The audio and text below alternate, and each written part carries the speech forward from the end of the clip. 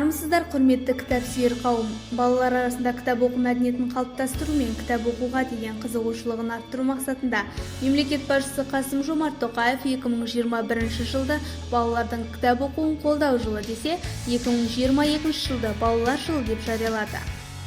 Кітапханаға балалар мен жасөспірімдерді тарту мақсатында түрлі челлендждер мен оқу марафондарын ұйымдастырып, балалар аудиториясына арналған жобаларды жүзеге асырып келеміз. Балалар арасында түрлі марафондар, форумдар мен кездесулер өткізіп, әр жыл сайын 1 маусым балаларды қорғау күнінде назардан тыс қалдырмаймыз.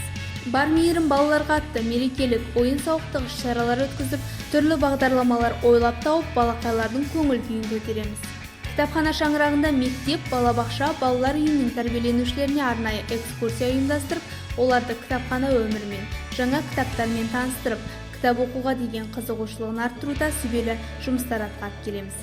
Пандемия уақытында балалардың кітап оқу деңгейін көтеру мақсатында оқуға құштар оқырман жобасы қолға алынды. Жоба аясында балалардың жылдам, түсініп, мәнерлеп оқуына үйрететін тез оқуды үйреніңіз атты жылдам оқу сайысы әр бейсенбі күні дәстүрлі түрде өтіп келеді.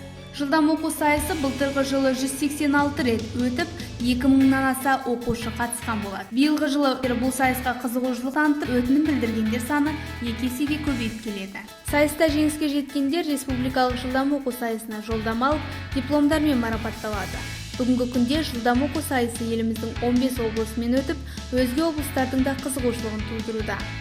Сондай-ақ балалардың сөйлеу шеберлігін дамытып, шешендік өнерге баулу мақсатында 100-ден аса мақал сөздің мәйегі атты облыстық мақал-мәтел сайысы өтіп, 1000-ға жуық оқушыны қамтыды.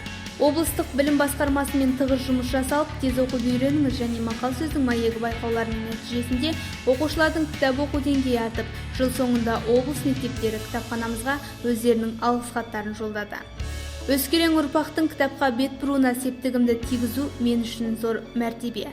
Оқуға құштар оқырман жобасын бірге жүзеге асырайық, себебі болашақ білімді жастардың қолында.